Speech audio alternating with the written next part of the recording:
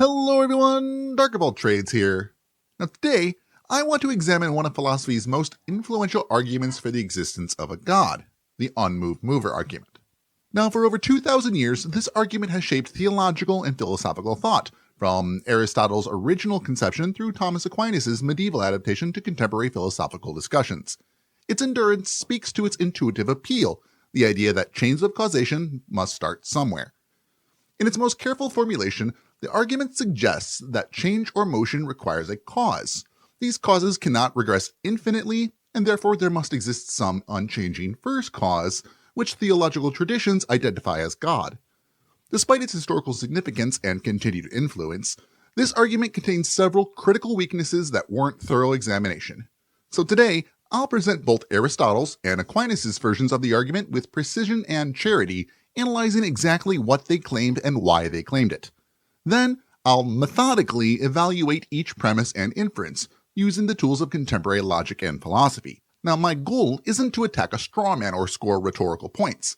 It's to determine whether this argument genuinely succeeds on its own terms. Now, this matters because the question of ultimate causes sits at the foundation of how we understand reality. Whether you're a theist, atheist, or agnostic, clarifying our thinking on these fundamental questions helps us build more coherent worldviews. So now let's begin in 4th century BCE, Athens, with Aristotle, whose concept of the prime mover emerged from his broader metaphysical system.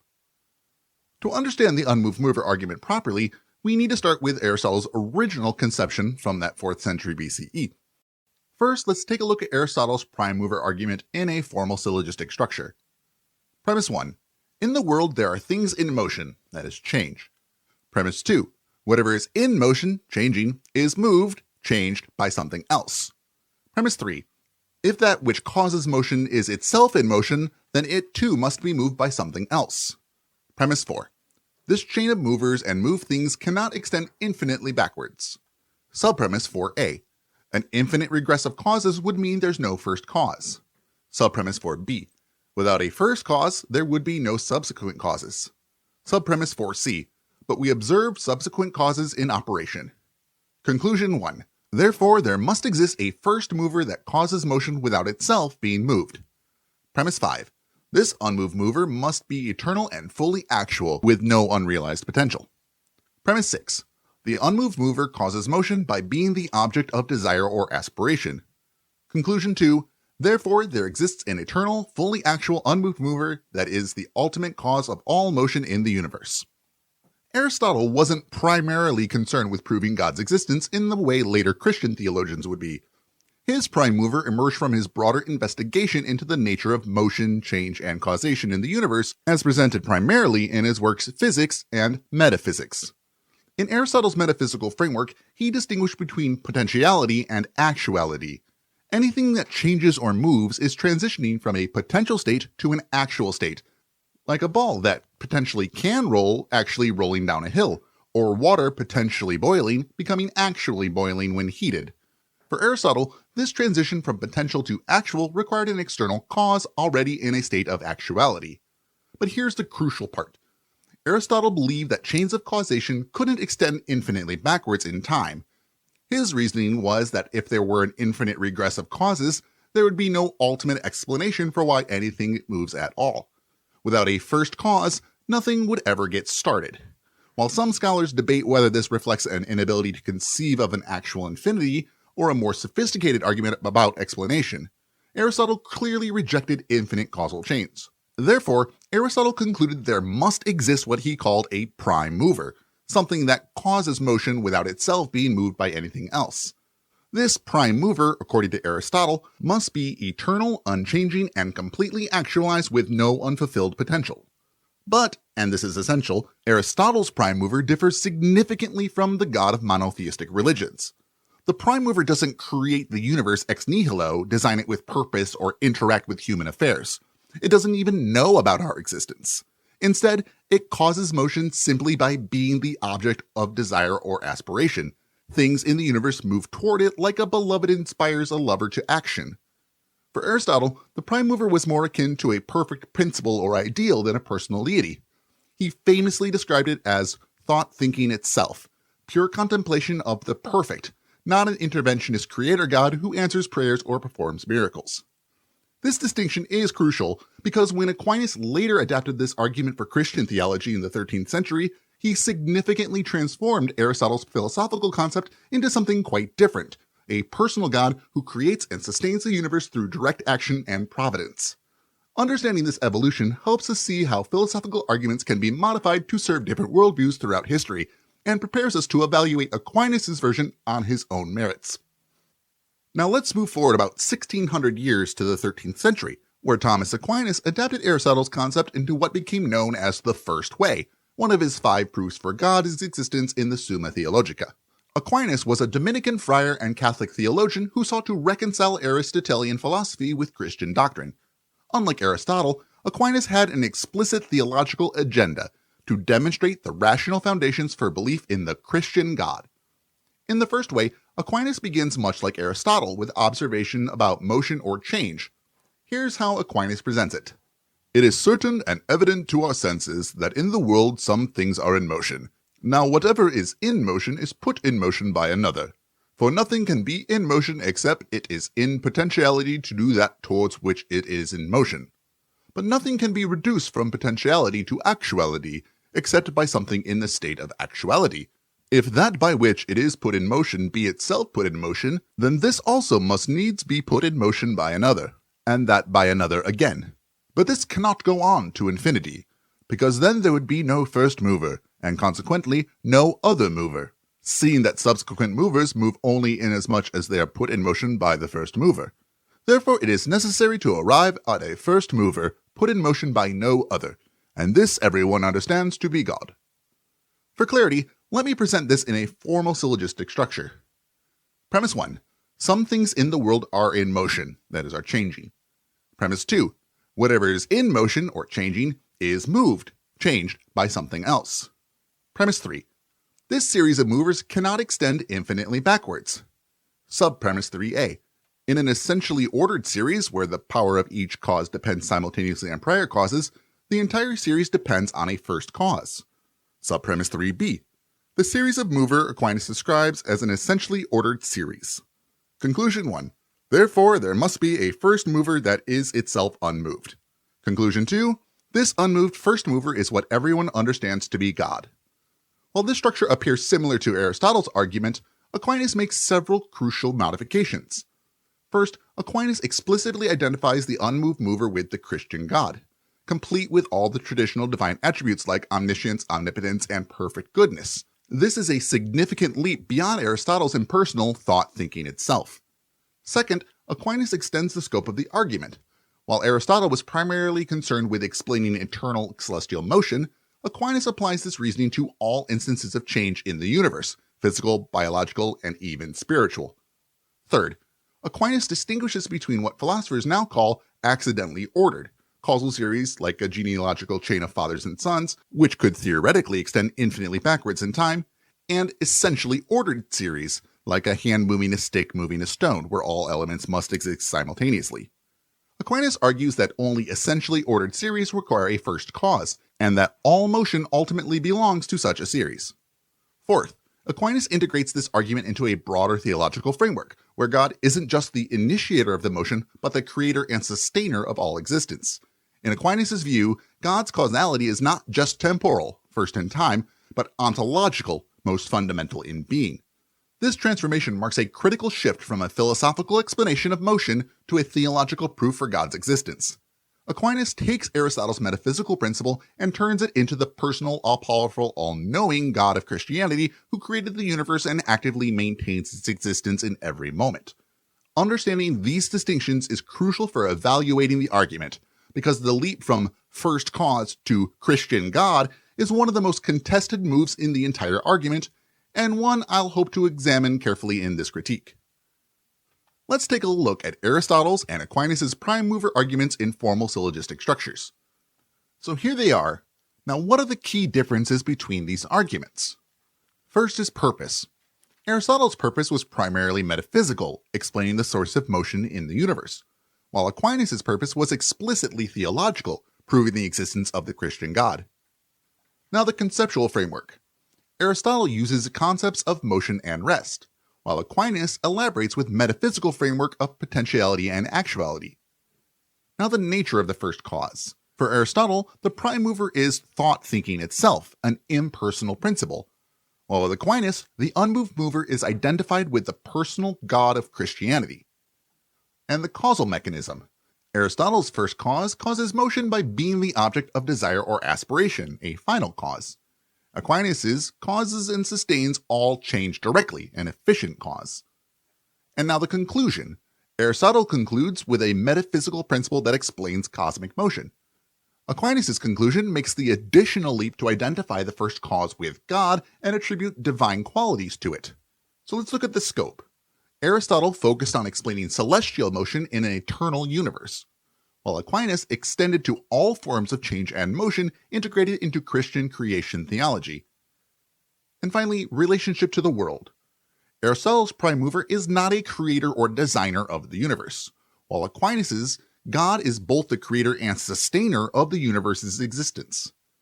To wrap up, Aristotle didn't identify this prime mover with a personal deity or creator god. His prime mover is more like a perfect principle that things in the universe naturally strive towards. It causes movement by being the ultimate object of desire rather than through direct intervention. Aristotle's argument is primarily metaphysical rather than theological. It aims to explain cosmic motion and not to prove the existence of a personal God with specific divine attributes. Now that I've charitably presented both Aristotle's original argument and Aquinas' theological adaptation, let me carefully examine the logical structure and premises of the unmoved mover argument to see if it actually succeeds. Despite its historical significance and elegant structure, I believe this argument contains several critical flaws that undermine its conclusion. Let's work through them systematically. The first issue lies in how the term motion functions in the argument. Aquinas begins with a physical motion or change that we observe in the world. However, as the argument progresses, the concept of motion subtly shifts from observable physical change to metaphysical concepts of actualization and causation. This shift is problematic because the rules that apply to physical motion may not apply to causation in general. Aquinas slides between these different meanings, using our intuitions about physical movement to draw conclusions about metaphysical causation. This is a form of the fallacy of equivocation, using the same term in different senses throughout an argument without acknowledging the shift. As philosopher Graham Oppy notes in his work Arguing About Gods, this equivocation allows Aquinas to leverage our intuitions about physical causation in domains where those intuitions may not apply. The second premise states that whatever is in motion is moved by something else. But then the argument concludes with an unmoved mover, something that causes motion without itself being moved. This appears to contradict the very premise the argument is built upon.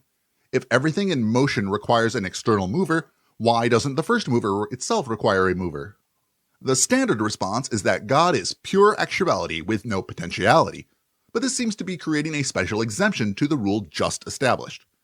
This is the fallacy of special pleading, applying a principle to all cases except the one that would disprove your conclusion. Either the premise that whatever moves is moved by another is universally true, in which case God would need a mover too, or it isn't universally true, in which case the argument's foundation crumbles. Contemporary philosopher J.L. Mackie specifically identified this problem in The Miracle of Theism, arguing that the exemption of God from the general principle appears arbitrary and unjustified. Aquinas claims that an infinite regress of movers is impossible. But why exactly? Modern mathematics and physics have become quite comfortable with various concepts of infinity, from infinite sets to infinite processes.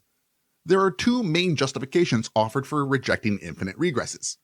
First, that an infinite series could never be completed, but this assumes the series must have had a beginning, which begs the question against the possibility of an eternal universe.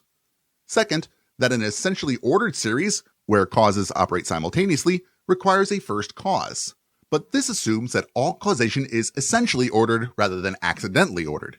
Many modern philosophers question whether cosmic causation must be understood this way. Philosophers like William Lane Craig defend the impossibility of actual infinites, while others like Quinton Smith have argued that causal infinity may be coherent. The debate continues in contemporary philosophy, suggesting that the impossibility of an infinite regress is far from self-evident. Now, even if we granted all of the premises and accepted that there must be an unmoved mover, The identification of this mover with God, specifically the personal, omniscient, omnipotent, omnibenevolent God of Christianity, is an enormous logical leap. Nothing in the argument establishes that the first cause must be conscious or intelligent, all-knowing or all-powerful, morally perfect or good, personal or interested in human affairs, single rather than multiple, still existing rather than having initiated motion and then ceased to exist. This is a non sequitur fallacy. The conclusion simply doesn't follow from the premises. At best, the argument might establish some sort of first cause, but not anything resembling a traditional theistic God. Philosopher Bertrand Russell famously made this point when he noted that even if we accept the need for a first cause, there's no reason why the first cause should be God. Aquinas' argument relies heavily on Aristotelian physics, where objects move only when actively moved and tend toward rest otherwise. But Newtonian physics introduced inertia. Objects in motion stay in motion unless acted upon. Modern quantum mechanics further complicates the picture with virtual particles appearing and disappearing without apparent cause and quantum fluctuations that don't fit neatly into the potential/actual framework. While Aquinas' defenders might argue the argument works at a metaphysical rather than a physical level, the argument explicitly begins with observations of physical motion. If those observations are based on outdated physics, it weakens the empirical foundation of the argument. As philosopher of science Adolf Grünbaum argued, modern physics has eliminated the need for a first mover by showing that motion is the natural state of matter, not something that requires constant explanation. Even if we accept that there can't be an infinite regress, why must the terminus be God?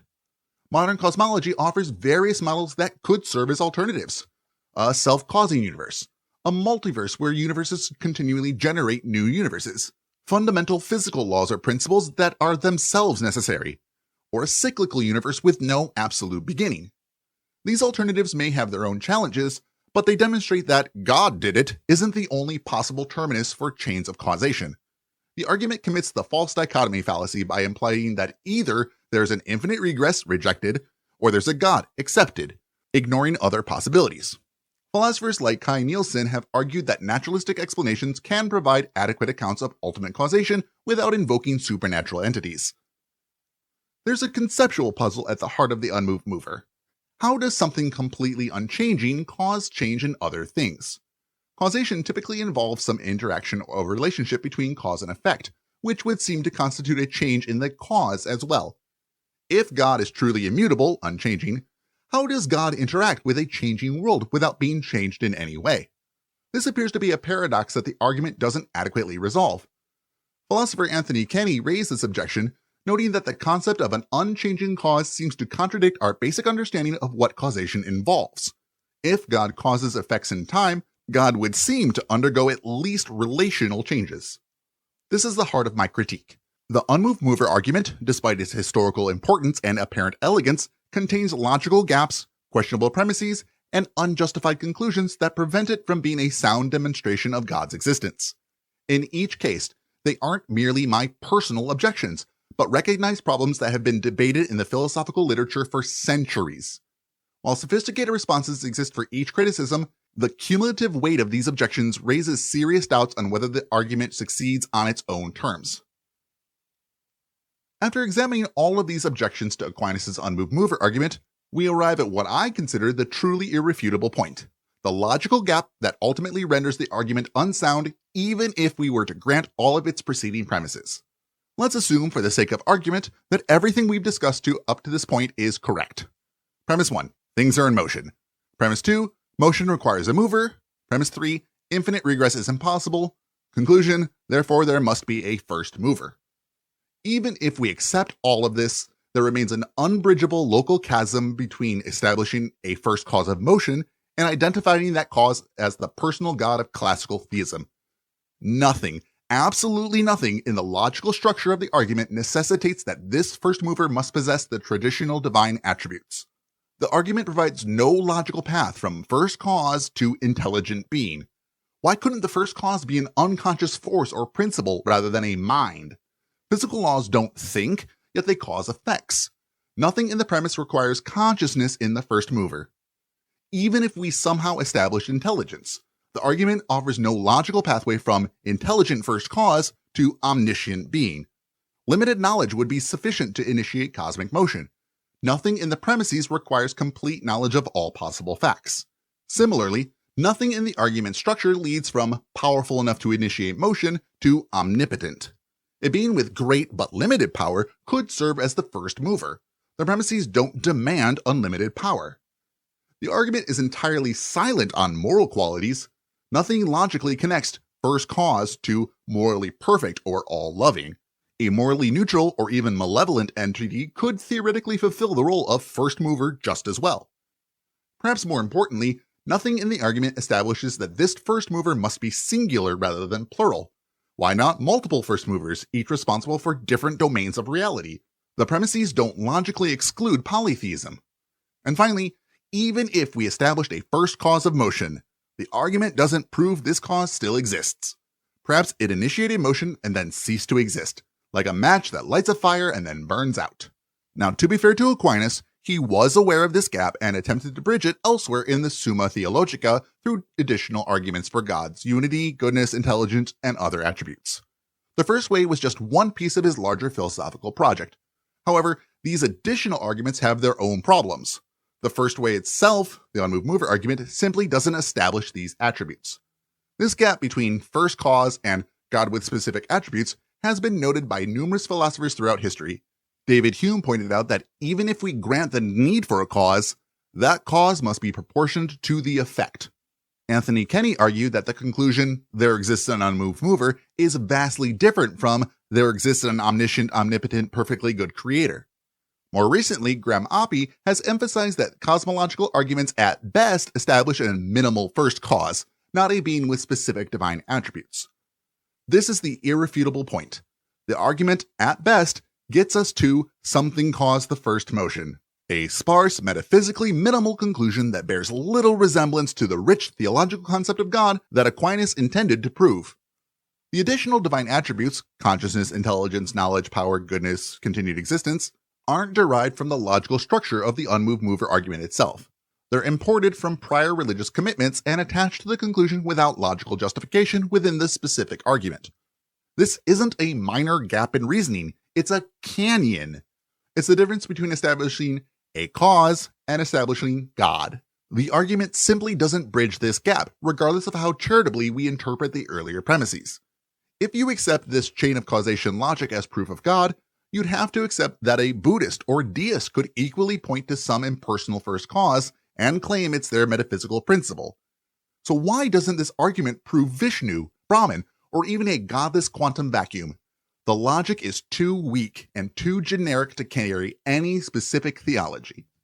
And this is why, ultimately, the unmoved mover argument fails as a proof for God's existence. Even at its strongest, working with its own premises and concepts, it cannot establish what it set out to establish. The logical structure cannot bear the theological weight placed upon it. Modern defenders of theistic arguments like William Lane Craig or Edward Fesser acknowledge this limitation to some extent, suggesting the argument should be seen as one piece of a cumulative case for God's existence. But this concedes the crucial point. The unmoved mover argument itself, standing alone, cannot prove the existence of God as traditionally conceived. What the unmoved mover argument actually demonstrates is how our psychological tendency to seek explanations can lead us to make unwarranted leaps in reasoning.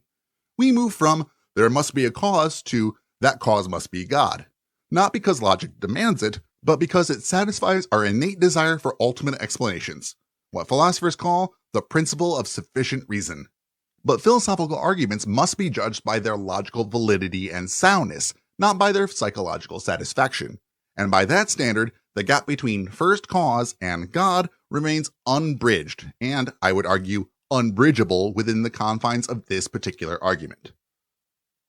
So now I've just completed a thorough examination of the unmoved mover argument, from its Aristotelian origins through Aquinas' theological adaptation to the numerous logical problems that undermine its conclusion. So let's summarize what we've discovered. Aristotle developed the prime mover concept as a philosophical explanation for motion in the universe, not as a proof for a personal deity. Aquinas adapted the concept to his first way, one of his 5 proofs for God's existence, explicitly identifying the unmoved mover with the Christian God. However, the argument faces several insurmountable problems. It equivocates on the meaning of motion, sliding between physical movement and metaphysical causation. It commits special pleading by exempting God from the very principle it establishes, that whatever moves is moved by another. It rejects infinite regress without sufficient justification, especially in the light of modern mathematical understanding of infinity. Most decisively, it makes an unjustified leap from first cause to God with specific divine attributes that the argument's structure cannot support. I should note that contemporary defenders of Aquinas like Edward Fesser, William Lane Craig, and Eleanor Stump have developed sophisticated responses to many of these criticisms. They argue that, properly understood, Aquinas' metaphysical framework avoids these problems. These defenses deserve serious consideration, and I encourage you to explore them if you're interested in the strongest case for this argument. Nevertheless, after careful consideration of both criticisms and defenses, I find that the argument fails not because it's religious in nature, but because it doesn't meet the standards of sound logical reasoning. Even if we grant many of its premises, the conclusion simply doesn't follow from those premises with the certainty required of proof. This matters beyond academic philosophy. The unmoved mover argument continues to be presented as a rational foundation for belief in God, but intellectual honesty requires us to acknowledge when an argument, however venerable or intuitively appealing, fails to establish its conclusion. This doesn't mean that belief in God is irrational. There are other arguments and approaches to theology that may be more promising. Faith may find support in personal experience, community, tradition, or moral intuition rather than metaphysical proofs. The failure of one argument doesn't invalidate all paths to belief. What I hope you take away from this analysis is not just a criticism of one theological argument, but a deeper appreciation for critical thinking and logical evaluation. The same analytical tools we have applied to Aquinas' argument can and should be applied to all claims, religious, scientific, political, or personal. The pursuit of truth requires us to be rigorous about the logical structure of arguments, careful about the meaning of terms, and honest about the gap between what premises establish and what conclusions claim. This conversation about the foundations of belief continues in contemporary philosophy. Thinkers like Alvin Plantinga have moved away from classical proofs towards reformed epistemology, while naturalists like Daniel Dennett argue that physical explanations remove the need for theological ones entirely. The debate is far from settled, and I believe we can disagree respectfully while still holding ideas to high intellectual standards. Thank you for joining me in this exploration of the unmoved mover argument. Whether you agree with my assessment or have counter-arguments to offer, I hope this has given you something substantive to think about. Now, if you like this essential breakdown and debunking of the argument, show that by hitting that like button. If you'd like to see more of these, you can get them delivered to your YouTubes by hitting that subscribe button if you haven't already. Though I need to give an extra special thanks to my patrons, especially Calamitous Anima and Sora, as well as the rest of you, who are prime movers that make my channel go. If you'd like to be the thorough thrashing of a more advanced version of an archaic argument, you can join them for as low as $1 a month at patreon.com/darkofalltrades. Every single one of you keeps this channel going. Thank you all for sticking here with me, in the comments, in the live chat, everywhere. I appreciate all of you, and I love reading through your thoughts on these videos. So, until next time, keep questioning, keep thinking critically, and as always, keep learning.